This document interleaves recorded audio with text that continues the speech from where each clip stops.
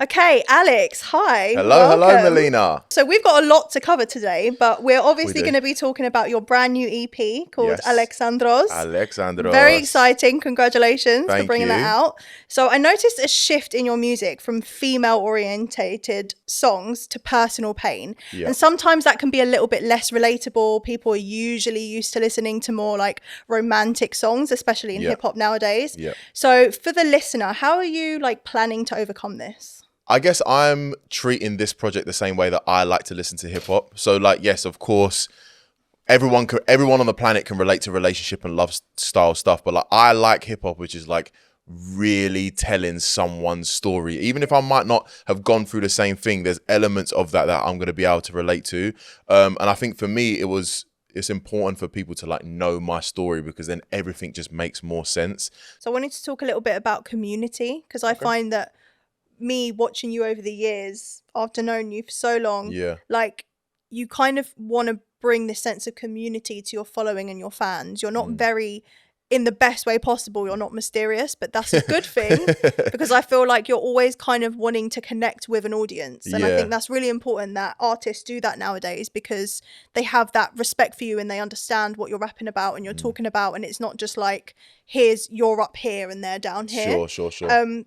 Why is building a community so important to you? I think one, being Greek, community is really important, and the fact that I don't live there, I definitely feel the lack of it here. Yeah. But why was this the right time for you to incorporate your Greek into your music? I just felt like for the last year and a half now, I've been like, yes, I'm a bilingual Greek rapper that does, you know what I mean, raps in both languages, blah, blah, blah. And I've put a couple songs out there that I've included them, but they're not really the essence of like what exactly I can do. My last project was again tailored to the female audience more so. And I felt like I can't keep going on like I'm a Greek rapper and then you go online and you don't see much Greek rapping. Do you know what I mean? So yeah, it was kind of, I guess, just a natural progression. But like, why? What are the three key reasons that you find Greek music to be important? Because obviously over in Greece, the scene is kind of popping now. And so obviously you to be jumping on that is really important as well. I mean, initially when you ask the question, I go straight to like the traditional music as opposed to more so like the hip hop scene. I guess just my character in general, I like culture, I like tradition, I like when, especially nowadays when things can be so diluted, I like when people make a concerted effort to like keep tradition and culture. And to me, Greek music is beautiful. How they tell stories and like the passion that they say these stories with, and just the way that songs are put together and the instrumentation. I feel like it's very important, not just for the Greek culture in general, but just for like world music that is kept there. And that's why it's important for me every time that I can do so when I'm making these Greek songs, even though they're hip hop, to like include as much as the instrumentation as I can, or you know, post about going to Greek concerts and like being around traditional Greek music because that's the shit I love. Point 2 and 3, I'm the type of person that I'll listen to French music, I'll listen to Arabic music. I've got no idea what it says, but I think it develops you not just as like an artist, but also just as a music fan. Again, another important part of that is bringing attention to Greek music to people that might not necessarily like have that.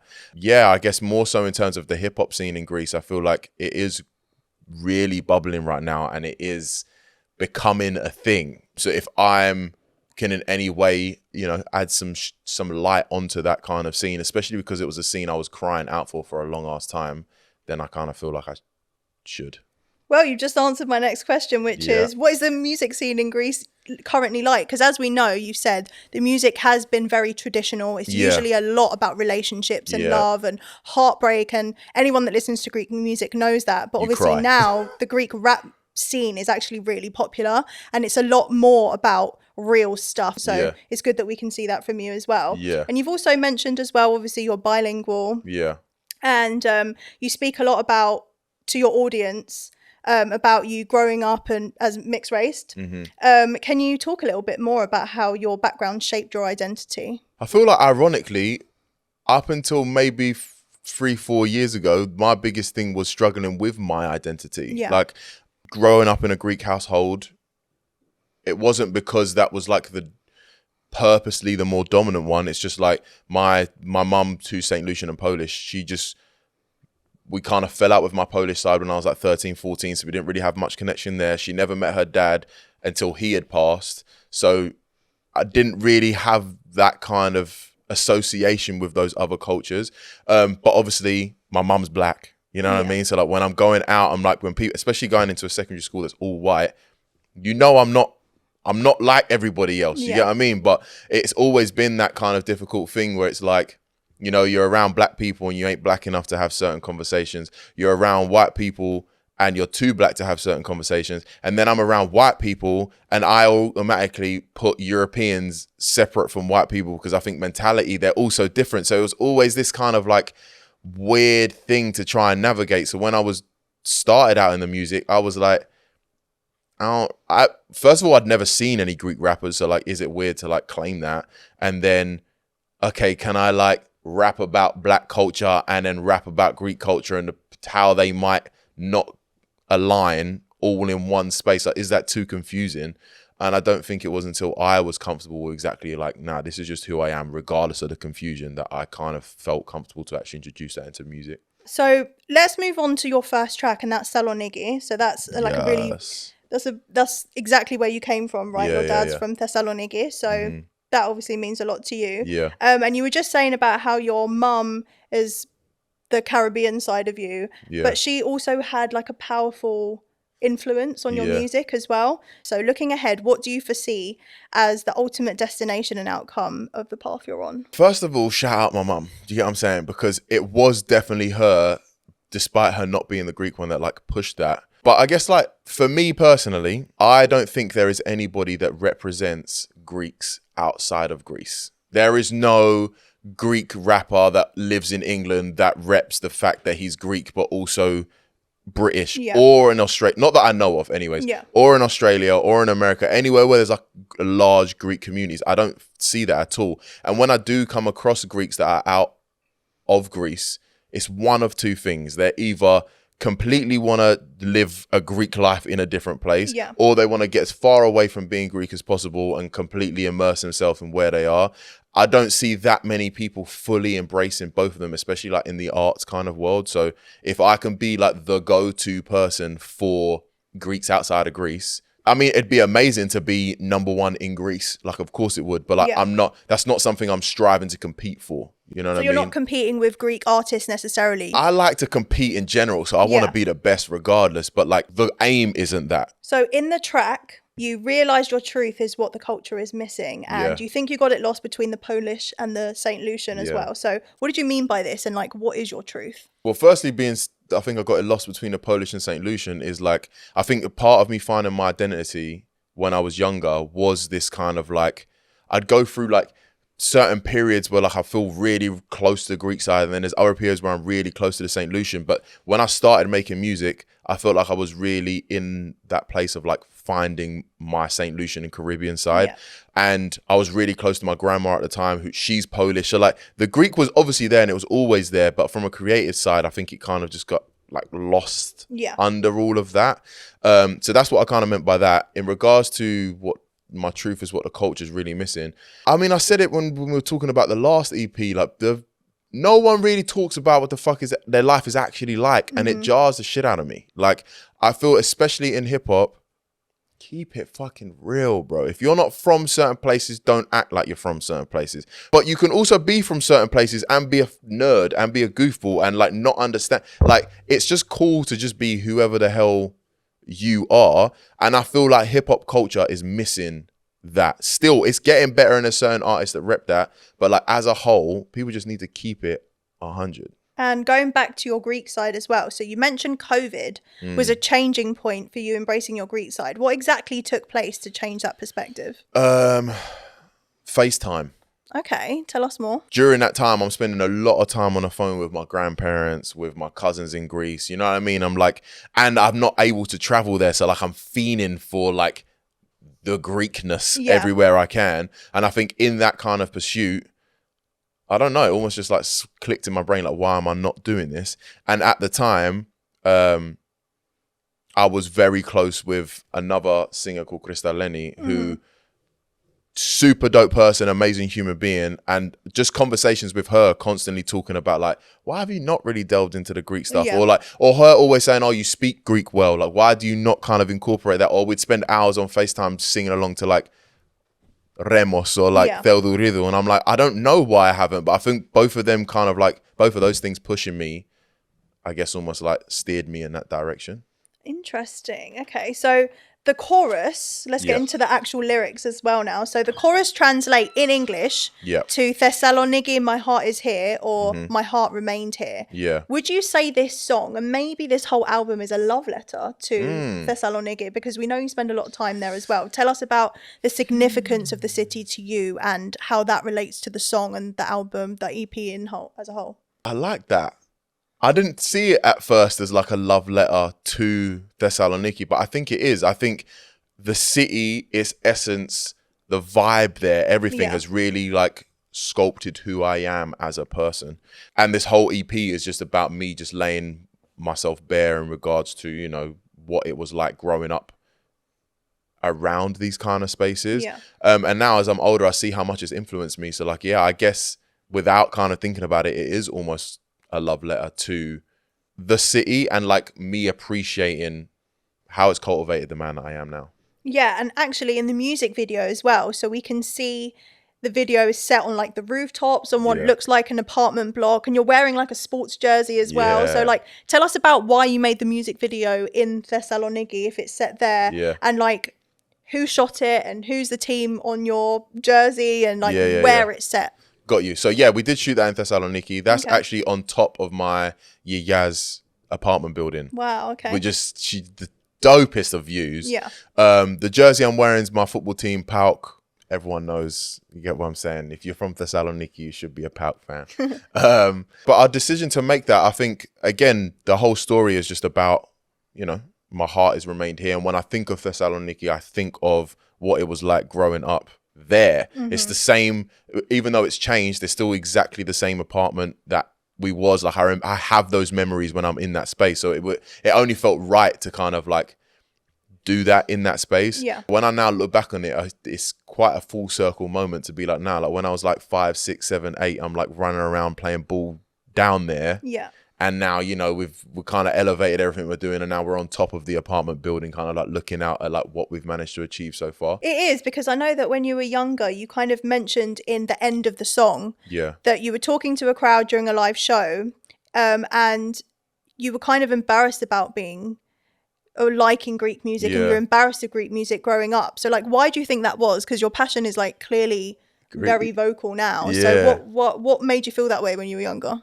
I think because when I was younger, the only Greek people I were around were 100% Greek. Yeah. I always felt like, yes, I can speak the language really well, but like it's not 100% fluent. Do you know what I mean? Or I can't read and write it. So I always kind of felt like slightly, not less, but you know what I mean? Slightly less than. Yeah. So like, who am I to claim it like that? Yeah. When in reality, that's just like such a stupid way of thinking about it. Yeah. And to be honest with you, the music scene 10, 12 years ago, when you hear Greek rap, it was like those poppy trash rappers on like Eurovision style songs. Like it was almost like, no, I can't do that. And at first, that's kind of how I was trying to enter into that rap space. And I was like, no, this just don't feel comfortable. Like it doesn't feel like me. So I kind of have to give some props to a lot of the Greek rappers now that are like really doing hip hop shit, especially Light, because I'm like, nah, like this is something that the Greek culture it can accept. Do you know what I mean? So like, yeah, full ratings. So another poignant lyric in Saloniki mentions that you've never been to prison, but in the past you've looked up to those who have for validation as a hip hop artist. Can you talk more about that? That's a deep one still. So when I first started rapping, I guess the people that I was around, they're in part of a certain life. So when I'm in the studio, I'm playing back songs, I'm looking for reactions from them, but like the things that we are relating to or the type of music that we're into are very different. I shouldn't have been looking for validation from that crowd. But not only that, hip hop culture and the streets is just, it's just so almost one. Yeah. You know what I mean? To a certain extent. So I always kind of felt like, all right, cool, for me to have some sort of relevance in this scene, I have to have them people on side. And it wasn't like I was searching for that. Do you know what I mean? Everything I talk about was either something that I've experienced with these people, or I'm talking about their story, or what, do you know what I mean? Whatever the case may be. But I always felt like when I've made something, I need them, man, to like, fuck with it. Yep, that makes sense. Okay, so let's go on to Do Oniromo. What does it mean for the people that don't know? Do Oniromo just means my dream. And in Do Oniromo, we're learning that, like a lot of artist families, yours didn't seem to understand this career path for you. Yeah. So I think we can all recognise a disapproving elder's voice when we hear it, but whose voices do we hear on this track? And can you like tell us a bit about what's being said? Because I think it's very heartwarming, and I think you need to tell people. So yeah, the first voice you hear on the song in the intro is Papus, and then the outro is my yaya. When I was making this song, again, you know, I'm talking about, you know, how difficult it was with certain members of my family, not everybody, when it came to being like, nah, I want to rap. And it made me think of that scene in Get Rich or Die Trying with 50 Cent, where he's looking up at his grandma, he's like, I'm a gangster grandpa and I'm proud of it. Like that.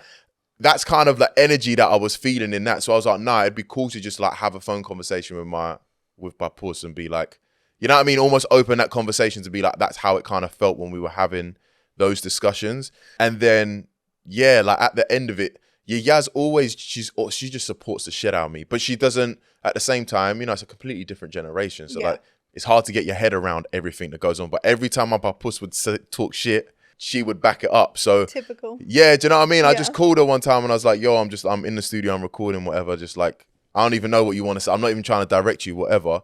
And it was nice. I know that she's always been kind of like my guardian angel. Do you get what I mean? Like she's always praying for me. So like, it was nice for her to just do that. And it was nice to hear what she kind of, you know, touched on in that, which was, you know, like hopefully you're successful. I want the music career to go well. Like find him a beautiful wife. Do you get what I mean? Get me. Sounds like every yaya. Yeah, every yaya. You get what I'm saying? So no, it was nice, man. Every time I hear that song, I get goosebumps because I'm like, I like the fact that in 20 years from now, I'll still be able to hear them back and like their voice be like, you know what I mean, there for the whole world to kind of hear. It's 100%. Like keeping their name there type of thing. Can you share any other heartfelt moments or stories about your Yaya and Bapu? Because I know they're really important to you. I guess with Yaya, I think all of the memories are surrounded by food. You know what I mean? Her just in the kitchen, yemin está going, pastitio, her homemade patatas. Let me tell you, yeah, different level. But no, just spending the time in the kitchen with her, just asking her about her life. You know what I mean? What it was like 50 years ago. What was it like getting married then? Why did you get married to Papus? Like what, you know what I mean? All of those conversations. And they're so eager to just have those chats. Like I find that with grandparents in general, we don't really take enough time. They like talking about their life. Yeah, man. Because they feel like it's not relevant anymore. Exactly. When it's like, I'm listening to it like it's a fucking movie. Do you get what I mean? It's crazy. Also, I would say, every time I was younger and I was in Greece, I'd always go to, before bed, like Yaya would put me to bed or whatever, and she'd like stroke my back and that would always put me instantly to sleep. But until I was like 25, 26, there'd be one time every summer that I'm there and I'd be like, Yaya, can you, like, honestly, you know what I mean? And she would like, it'd be just our little like moment for 5 minutes and I'd just be conked the hell out. But like always, that was something I always remember with Papus. I think honestly, my fondest memory was probably like 2-3 years ago. Again, we just finished dinner and I just asked him like, what was it like in like the war, fam? Get me? Like World War II, what was like, how was it going down? And like just listening to him talk. It's the first time I ever seen him cry. Wow. Yeah. In 29 years. Bruv, the stories he was coming out with. Wow. Like I remember him saying to me, he was like, yeah, I remember all of the Nazis came to like the village, whatever, and rounded up all the men, women, children, whatever. And it was in like the platea, do you know what I mean? Like in the square or whatever. And then, yeah, boom, after like 2 or 3 minutes, they just killed all the men. Just bang, shot them all. And I was like, I can't even imagine, what the fuck you're going through. It's real humbling. Bro, my life is easy, bro. Easy. But do you feel like their stories kind of influence what you talk about in your music? I think they did in regards to like, just like your life is important. The things that you've been through, like your stories are important. You don't have to like overhype them or just, you know what I mean, feel like live a different life based on what other people perceive to be cool. Like your story is cool. I feel like that is the main thing that I would take away from them for sure. And obviously they're supportive of you. So like, do they listen to your music? I don't say they listen to my music, but my nieces love my music. So every time I'm there, they're like, Theo, Valafto, Valekino, Valafino. Yeah, they look up to you. They love it, man. So, you know, just it being played in the house, she gets to hear it. But like, we bond off of listening to like Laika and Zibeka Cook together. Do you know what I mean? So that makes sense. The song strikes a real vulnerable chord for you as it talks about your home life. Yeah. And your journey as a teen and a young adult. So what was the writing process like for you? And was it cathartic to get your life story down on paper? This one was, I would say, was the one that I probably thought about the most, if that makes sense. Like, I didn't know how much I should share. And I rarely ever feel like that when I'm making music, because I'm just like, no, I need to be as transparent as possible. But I kept thinking about how certain family members would feel by me saying certain things. So I feel like I was as transparent as I could be while still kind of almost just protecting them to an extent. But I didn't really get that sense of like therapy whilst I was writing it. It was more so when I listened back to the EP as a whole now, I'm like, rah, like, yeah, that shit like hits home. And in the song, you allude to some times in your life when you were kind of like in a dark place. Yeah. So you give off a very positive and calm, warm energy usually when you're, whether it's on socials or other songs. But can you tell us a little bit about those dark periods in your life where you kind of seem a little bit more polar opposite to what people usually see of you? Boy, I don't know. Mental health is something I've like, it's been tough. Yeah. Yeah, I mean, like I remember 13 or 14 was the first time that I like had suicidal thoughts and was like very depressed, and that kind of lasted for like about 3 years. But like I've always been quite good at surface level. Yeah, I'm good, man. No one really knows what's kind of up. It then kind of sparked again whilst I was like in uni, but this time I couldn't really control how I was being perceived to everyone else. So like people were knowing what stuff was going on. And I remember I just had an episode and called my mum one time and I was like, yo, I need help, because like I'm now genuinely scared. Like at 14, 15, I don't even think I really knew what all of that shit like meant. So like when I'm having these thoughts, there was almost like it just is what it is. At 21, I'm like, nah, man, like now I have responsibilities. There's people that, you get what I mean? So like I can't, even though I'm having these thoughts, that would be what dragged me away from that. But yeah, I think even to now, I've just developed this very good way of smile. You're always good. You ain't, do you know what I mean? Never really look too tired. Never really you know what I mean? Just always have energy. So no one really knows if I'm how much of a shit time I'm having. Yeah. You know what I mean? And that helps in some regards, you know, because it helps you to not stay within that shitty energy all the time. But you also kind of like set yourself up for like not always feeling like people are like proper there for you. They are there for you, but like it's very rare. There's probably only 2 or 3 people I can name that will actually be like, are you actually all right? Yeah. Just because they never feel like they need to ask that question. You know what I mean? Yeah. And also, we all know that you love to travel. You're always in and out of the country. So you mentioned in the song, at 18 years old, you packed your bags and you traveled to the US solo to achieve your dreams. Now that's a big thing to do, because I don't know a lot of people that would do that. Yeah. So it must have been a bit daunting at that age. Can you like talk a bit about that and what that did for your career? Shouts to my mum again, yeah. If you talk to my mum now, she'd be like, I have no idea why I said yes to you doing that trip. Oh, really? I don't know. Like, there was just so many unknowns. Okay. Where are you staying? Dunno. Do you know anyone? No. What are you going to do? You were that person. Like, it was just Nothing was planned. Nothing was planned. Like, the only thing I knew was I remember got extra hand luggage and it was probably like 600-700 CDs of this terrible fucking mixtape that I made years ago.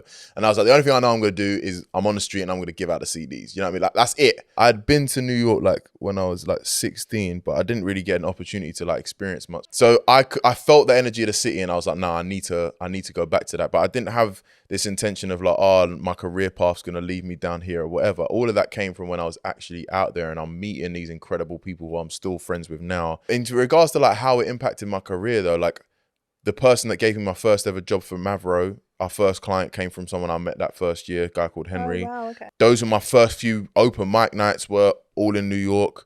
I used to attend a seminar called NMS, which is a new music seminar. Like, it just opened my eyes to like the industry and put me in that space of being like, nah, I got to grind the hell out of this. And it's a lot of the journey has to be about self-belief. And that's why I want to talk about Brick by Brick a little bit as well. Because the whole song seems to be like an anthem for self-belief, and I think a lot of people can see that you have to have that when you're striving to be someone, especially if you're kind of bilingual and you're not doing exactly what everyone else is doing, and you seem to have a lot of self-belief. So why would you say that's the case, and how did you go about writing this song? I would say yes, I do have a lot of self-belief, but like, you know what I mean, the struggles that comes with a mental health is sometimes those voices in your head tell you different. Do you know what I mean? But yes, I do believe in myself a lot. I just feel like I have a lot to offer. I don't know what it is I have to offer, but I have a lot to offer. In regards to like the writing process of Brick by Brick though, I felt like I wanted to make something that touched on those inner feelings that like everything that I have built, none of it was super pre-planned. Nothing was expedited. It was all like one step at a freaking time. And after you take that one step, it's like now analyzing what we're going to do next type of thing. And that's kind of like where the Brick by Brick kind of, I guess, formed. But a lot of people make music about, you know, their story and how difficult the come up was and all of that type of stuff, which is not something I wanted to do. So I kind of like wrote the verses from a perspective of like 10, 15 years from now when we're winning. And I'm looking back and like, how boastful can I be in those small moments where I'm like, do you know what? Nah, I'm a humble guy, but do you know what? I'm sick though. Yeah. On a scale of 1 to 10, how difficult is it transitioning between languages and finding lyrical rhythmic fluency with that? And do you ever turn to your parents to help you with like the lyric side of the Greek? I don't find it difficult transitioning from one to the other. Yeah. I think the hardest part of it is trying to maintain the authentic accent in both. So like when going back and forth between I feel like my English accent isn't the way I say Greek words. Like I say them with I'm not putting on a Greek accent. That's kind of just like how I say them. So that can sometimes be challenging depending on like what I'm saying and like how fast I'm saying them. The difficult part is obviously I speak it fluently, but I don't read or write it. So like that can be quite challenging when it comes to like writing lyrics. But yeah, I definitely lean on my dad a lot. Like I'll write everything and then I'll call him to be like, was this correct? Was this not correct? But I also know hip hop's not his thing either. Yeah. Do you get what I mean? So he always comes back to me with a very like grammatically correct way of saying things. And we don't always have to say it that way. Yeah.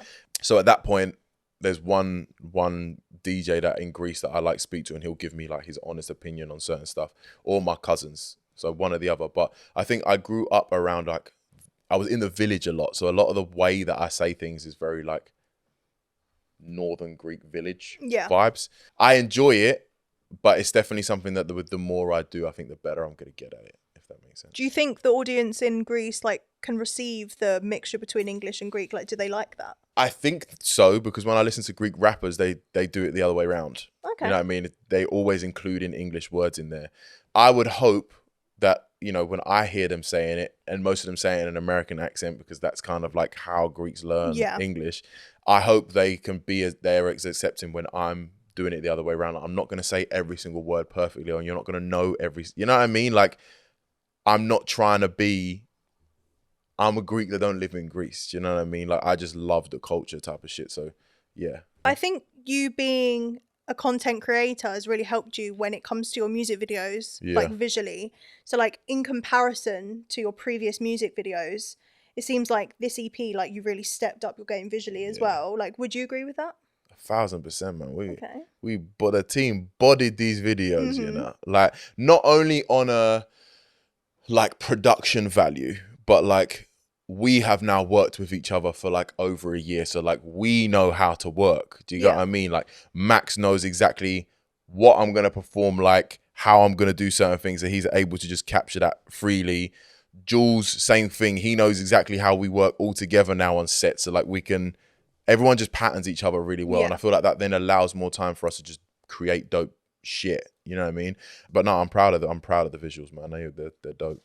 So this music video, Brick by Brick, starts with you in the middle of an underground bare knuckle boxing match. Yeah. So who came up with the video concept for Brick by Brick, and what was your inspiration for it? The bare knuckle one was all on Max.